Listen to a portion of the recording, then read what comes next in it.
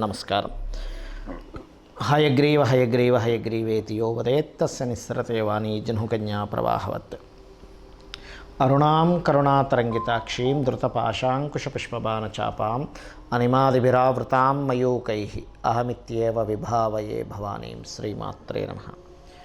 ప్రేక్షకులకి ఆ లలితాంబిక అమ్మవారి యొక్క అనుగ్రహము మరియు ఆ పితృదేవతల యొక్క అనుగ్రహం పరిపూర్ణంగా కలగాలని మనస్ఫూర్తిగా కోరుకుంటూ మనం ఈరోజు 2024 సంవత్సరంలో ప్రధానంగా శని యొక్క సంచారం వల్ల ద్వాదశ రాశుల వారు ఎటువంటి జాగ్రత్తలు తీసుకోవాలి, అదేవిధంగా రాహు ప్రధానంగా మనకి మీన రాశిలో సంచరిస్తున్నందుకు కూడా ఎటువంటి జాగ్రత్తలు తీసుకోవాలి, కేతు కన్యారాశిలో సంచరిస్తున్నందుకు ఏ జాగ్రత్తలు తీసుకోవాలి అనే ముఖ్యమైనటువంటి అంశాలు, ముఖ్యంగా శని, అదేవిధంగా ఈ 3 గ్రహాల ప్రభావం ఈ 2024 మీద ఎటువంటి ప్రభావం చూపించబోతుంది దేశవ్యాప్తంగా అనేటువంటి విషయాలు మనం తెలుసుకుందాం.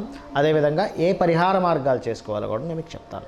వృషభ రాశి లేదా వృషభ లగ్నం, వృషభం వారికి కనుక చూసుకున్నట్లయితే ప్రధానంగా మీకు గుర్తుపెట్టుకోవాల్సిన అంశం ఏమిటంటే ఇక్కడ మీకు శని దశమ స్థానంలో సంచరిస్తున్నాడు, రాహు లాభంలో సంచరిస్తున్నాడు. రాహు లాభం వల్ల ఏమిటంటే ఆన్లైన్ త్రూగా లాభాలు వస్తాయి, కానీ ఈ లాభాలు కొంచెం కన్స్టెంట్గా అంటే స్లోగా వస్తుంటాయి, కొంచెం ఓపిక పట్టాలి ఇక్కడ. అలాగే శని భగవానుడు 10వ స్థానంలో ఉన్నప్పుడు ఇచ్చే రిజల్ట్ ఏమిటి, ఆ శాస్త్రాల్లో ఏం చెప్పారు అంటే శత్రువుపై జయం ఇస్తుంది అని చెప్తుంది శాస్త్రం. అలానే షార్ట్ టర్మ్ లాభాల కోసం వెళ్ళకండి, లాంగ్ టర్మ్ లాభాలు ఉంటాయని చెప్తుంది. ఎందుకంటే దశమంలో ఉన్నటువంటి శని భగవానుడు ఇక్కడ ఏంటంటే పర్టికులర్గా ఈ వర్క్ రిలేటెడ్, ఎందుకంటే ఇక్కడ కారకత్వం దేని మీద ఉంది అంటే ఈ కర్మ మీద ఉంది. సో చేసేటువంటి వర్క్ మీద, చేసేటువంటి కర్మ మీద ఉంది. కాబట్టి ఈ కర్మకారకుడు శని భగవానుడు ఎవరైతే ఉన్నారో ఈ కర్మ సంబంధంగా మీకు స్ట్రెస్ని క్రియేట్ చేస్తూ ఉంటాడు. కాబట్టి ఈ కర్మకారకుడైనటువంటి శని వల్ల ఈ యొక్క ప్రభావం పడుతూ ఉంటుంది. అలాగే మరొక విషయం ఏంటంటే ఇక్కడ దీంతోపాటు కర్మతో పాటు ఇక్కడ పర్టికులర్గా మీరు అర్థం చేసుకోవాల్సినటువంటిది 5వ స్థానంలో కేతు ఉన్నాడు. సో 5లో కేతు ఉన్నప్పుడు తీసుకునే నిర్ణయాల విషయంలో ఈ పంచమం అనేటువంటిది నిర్ణయాల విషయం కాబట్టి సంతాన విషయ నిర్ణయాలు కానివ్వండి, లేకపోతే రాజకీయ సంబంధించిన నిర్ణయాలకు సంబంధించిన విషయాలు కానివ్వండి, చాలా కేర్గా ఉండాలనేటువంటిది ఇక్కడ చూపిస్తుంది పర్టికులర్గా. అదేవిధంగా ప్రేమ వ్యవహారాలకు సంబంధించిన విషయంలో బికాజ్ ఆఫ్ ఇక్కడ పంచమకేతు ఎప్పుడు కూడా ఎవరిని ఇష్టపడి ప్రేమించడం ద్వారా లేకపోతే వాళ్ళే సర్వస్వం అని అనుకోవడం వల్ల కొంత డిస్టర్బ్ అవుతారు. కాబట్టి వృషభం వారు పర్టికులర్గా శని దశమంలో ఉన్నప్పుడు ఇటువంటి ఫలితాల మీద దీని యొక్క ప్రభావం చూపిస్తూ ఉంటుంది. కాబట్టి ఈ యొక్క విషయాలు చాలా జాగ్రత్తగా ఉండండి. అయితే ఇక్కడ ప్రాపర్టీ గెయినింగ్ కానీ, ఎందుకంటే ఈ చతుర్థ స్థానాన్ని డబుల్ ట్రాన్సిట్ ఉంది, అంటే శని భగవానుడు తనున్న స్థానం నుంచి గురువుని చూస్తూ చతుర్థాన్ని చూస్తున్నాడు. కాబట్టి ప్రాపర్టీస్ మూలంగా బాగుంటుందని చెప్పి మనం చెప్పుకోవచ్చు. అయితే ఇక్కడ పంచమంలో కేతు సంచారం జరుగుతున్నందుకు, ఈ యొక్క శని భగవానుడు దశమంలో ఉన్నందుకు వృత్తిలో ఎంత స్ట్రెస్ ఉన్నా, ఎంత స్ట్రగుల్ అవుతున్నా సరే మీరు దాని నుంచి తొందరపడి వదిలిపెట్టేసే ఇది మాత్రం చేయకండి, ప్రయత్నం మాత్రం చేయకండి. ఎందుకు అంటే పంచమకేతు ఆలోచన విధానాన్ని ఒక్కొక్కసారి మ్యాజికల్ ప్లానెట్ అంటాడు కేతువుని. ఒక్కొక్కసారి ఏం చేస్తాడంటే నేను ఇలా ఎందుకు ఆలోచించాలి, ఇలా ఆలోచిద్దాము, ఇట్లా మార్చేద్దాం అనేటువంటి భావన ఇస్తూ ఉంటాడు. కాబట్టి ఈ యొక్క విషయంలో జాగ్రత్తగా ఉంటే ఎక్కువగా గణపతిని ఆరాధించండి, వీలైతే ఉలవలు దానంగా ఇవ్వండి. ఒకవేళ వర్క్ స్ట్రెస్ ఎక్కువగా ఉందనుకోండి నువ్వులు అండ్ బ్లూ కలర్ క్లాత్ దానంగా ఇవ్వండి.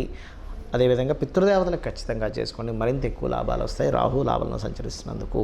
ప్రధానంగా శని భగవానుడు మనకి శాస్త్రాల్లో బృహత్పరాశర హోరా శాస్త్రంలో కానీ వీటిల్లో చెప్పినటువంటి అంశం ఏమిటి అంటే శని భగవానుడు కనుక ప్రధానంగా ఎప్పుడైనా కానీ గుర్తుపెట్టుకోండి, ఈ యొక్క కుంభరాశుల్లో సంచరించేటప్పుడు అందులోని కుంభములో శతభిష నక్షత్రం ఉంటుంది, పూర్వాభాద్ర నక్షత్రం ఉంటుంది.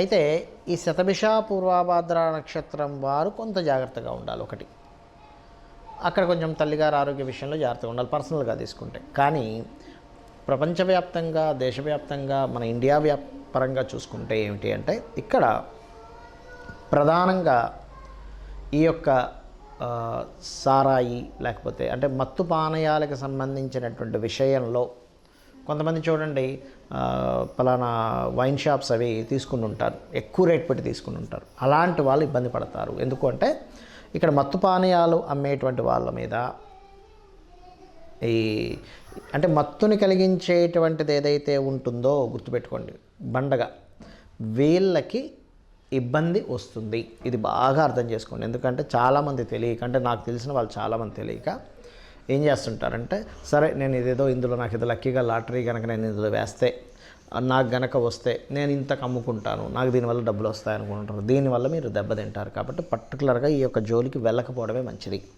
ఇక రెండవది ఏమిటి అంటే, ఈ యొక్క కుంభరాశుల్లో శని సంచరించేటప్పుడు దీంతో పాటు రాహు ఎప్పుడైతే మీన రాశిలో సంచరిస్తుంటాడో ఇది ఇచ్చేటువంటి రిజల్ట్ ఏమిటి అంటే, ముఖ్యంగా లాయర్లు, టీచింగ్ సంబంధించిన వృత్తుల్లో ఉన్నటువంటి వారికి, పౌరోహిత్యం చేసేటువంటి వారికి, శాస్త్ర సంబంధించినటువంటి విషయాల్లో ఉన్నటువంటి వారు కూడా జాగ్రత్తగా ఉండాలి.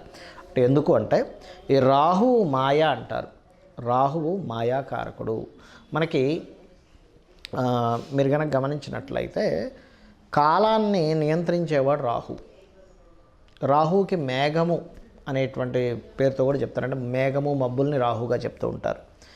సూర్యుడి యొక్క కిరణాలని కొంతసేపు ఆపేటువంటి శక్తి, అంటే భూమి మీదకి రాకుండా ఆపేటువంటి శక్తి మేఘాలకి ఉంటాయి. ఎందుకంటే మేఘం చూడండి, మొత్తం దట్టంగా మేఘాలు అలుముకున్నాయనుకోండి, సూర్యకిరణాలు కూడా రావు. అంటే కొంత లైటింగ్ మాత్రమే వస్తుంది. అందుకే మనకి రామాయణ మహాభారతాల్లో కూడా మేఘనాథుడు, రావణాసురుడు యొక్క తమ్ముడు మేఘనాథుడు ఒకరోజు విజృంభిస్తుంటే అంతటి బలపరాక్రములైనటువంటి దైవస్వరూపం, రుద్రస్వరూపుడైనటువంటి ఆంజనేయ స్వామి కూడా ఈరోజు మనది కాదు, ఈరోజు మనం ఇక్కడి నుంచి వెళ్ళిపోదాం అని చెప్పని అతను అక్కడి నుంచి వైదొలగడం జరుగుతుంది. రేపు వద్దాం కావాలంటే యుద్ధానికి, కానీ ఈరోజు అతనిది ఈరోజు. అంటే ఏమిటి, ఆ మేఘనాథుడు కాలానికి కారకుడు, మేఘములకు కారకుడు ఎవరు అంటే రాహు యొక్క ప్రభావం ఎక్కువగా ఉన్నప్పుడు పర్టికులర్గా ఈ లాయర్లు కానీ, ఈ యొక్క జడ్జిలు కానీ, కన్సల్టెన్సీ సెంటర్స్ నడిపేటువంటి వారు కానీ, పౌరోహిత్య వృత్తుల్లో ఉన్నటువంటి వారు కానీ, వీరి మీద అనవసరమైనటువంటి ఇబ్బందికరమైనటువంటి వాతావరణం వస్తే ఇబ్బంది పెడుతుంది. ఇది గుర్తుపెట్టుకోండి.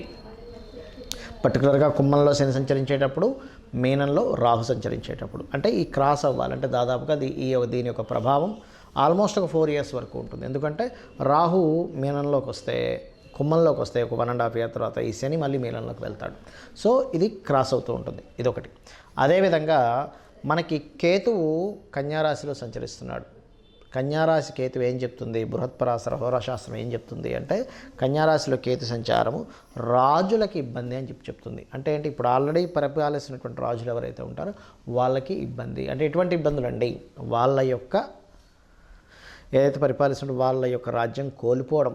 ఎందుకంటే ఒక రాజుకి శాస్త్రాల్లో చెప్పింది అయితే ఇంకా అసలు మృత్యు సంబంధమైనటువంటి విషయాలు జరుగుతాయని కూడా చెప్పింది శాస్త్రం. అయితే ఇక్కడ నేనేం చెప్తానంటే, ఎప్పుడు మృత్యువే రావాలని రూల్ లేదు, గుర్తుపెట్టుకోండి.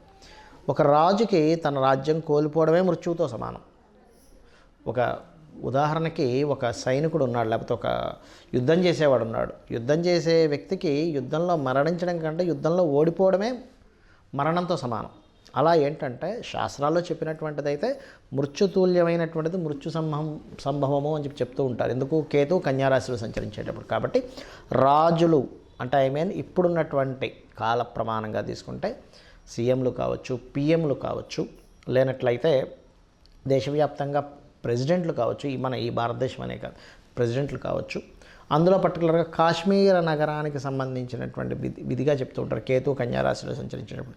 సో కాశ్మీర నగరానికి సంబంధించినటువంటి పరిపాలించేటువంటి వారు కావచ్చు, ఇటువంటి వారి రాజులకి ఇబ్బంది ఇస్తుంది ఇక్కడ.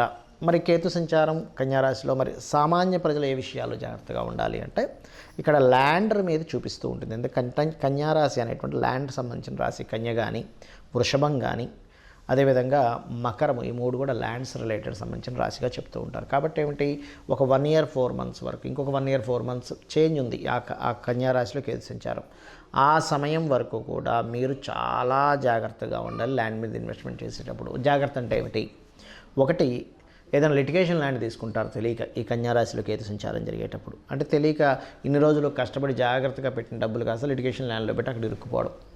లేదా అవతల వాళ్ళు ఏదో చెప్తారు, ఏంటంటే అసలు మొన్నటి వరకు విపరీతంగా పెరిగింది, మీరు పెట్టేసేయండి, ఏముంటే ఒక సంవత్సరం మళ్ళీ డబల్ అయిపోద్ది అంటే, మనం తెలియకుండా ఏం చేస్తామంటే అప్పు తీసుకొచ్చి పెడతాం. డబ్బులు తీసుకొచ్చి ఏముంది, ఒక సంవత్సరంలో డబల్ అవుతుంది కదా, అప్పు మళ్ళీ తీర్చేస్తాను, మిగిలిన డబ్బులు నాకు మిగులుతాయని. ప్రతి మనిషికి తన ధనాన్ని ఎలా పెంచుకోవాలి, తన జీవితాన్ని ఎలా అభివృద్ధి చేసుకోవాలి, తన కుటుంబాన్ని ఎలా అభివృద్ధి చేసుకోవాలి, 4 డబ్బులు ఎక్కువ వస్తే తన కుటుంబానికి ఎలా ఉపయోగపడుతుంది అనేటువంటి భావనలోనే ఉంటారు. అది తప్పు కాదు. కాకపోతే ఏంటంటే కేతు ఈ సంచారం జరిగేటప్పుడు షార్ట్ టర్మ్గా ధనం పెరుగుతుంది, షార్ట్ టర్మ్గా భూముల మీద పెరుగుతాయి అనేటువంటి కాన్సెప్ట్ పక్కకి తీసేయండి. ఒక సంవత్సరన్నర పాటు, సంవత్సరన్నర తర్వాతే మీరు ఆ యొక్క వీటిల్లోకి వెళ్ళండి అనేటువంటిది చాలా క్లియర్గా ఈ కేతు సంచారం అనేటువంటిది చెప్తుంది. మరి ఈ రాహు మాయ నుంచి బయటపడాలన్నా, ఈ శని యొక్క సంచారం కొమ్మల్లో సంచరిస్తున్నప్పుడు ఈ వీటి నుంచి బయటపడాలన్నా, కేతువు యొక్క ప్రభావం నుంచి బయటపడాలన్నా ఒకటే గుర్తుపెట్టుకోండి, ఒకటి చండీ పారాయణం. కలియుగంలో కలౌ చండీ వినాయక అంటారు. అంటే గణపతి యొక్క ఆరాధన, చండీ యొక్క ఆరాధన అద్భుతమైన ఫలితాలు ఇస్తుంది. ముఖ్యంగా కుంభరాశిలో శని సంచారం చండీ పారాయణం చేయడం ద్వారా, మీన రాశిలో రాహు యొక్క సంచారం వల్ల పితృదేవతలకి చేయడము మరియు దుర్గా ఆరాధన ద్వారా, అదేవిధంగా కన్యారాశిలో ఉండేటువంటి కేతువు యొక్క సంచారం వల్ల, నేను మీకు ల్యాండ్ సంబంధించి చెప్పాను. ఇప్పుడు కొంతమందికి అదే వృత్తిగా ఉంటుంది. అంటే అలాగా వ్యవసాయం చేసే రైతులకి ల్యాండ్ మీదే పని ఉంటుంది, రియల్ ఎస్టేట్ వాళ్ళకి ల్యాండ్తోనే పని ఉంటుంది. రియల్ ఎస్టేట్ కంపెనీయే డైరెక్ట్ అక్కర్లేదు, చిన్న చిన్న వాళ్ళు ఉంటారు మీడియేటింగ్ చేసేటువంటి వాళ్ళు నెలకు 1-2 ప్లాట్లు అమ్ముకొని వాళ్ళ జీవితాన్ని సాగించుకుంటూ ఉంటారు. అటువంటి వారు ప్రత్యేకంగా మీ యొక్క వృత్తుల్లో అద్భుతంగా సాగాలి అంటే గణపతిని ఆరాధించండి. అప్పుడు దానివల్ల ఏమవుతుందంటే మీరు మీ యొక్క జీవితంలో ఎక్కడో స్ట్రక్ అవ్వకుండా చక్కగా మీరు ముందుకు వెళ్ళగలుగుతారు. శ్రీమాత్రే నమః.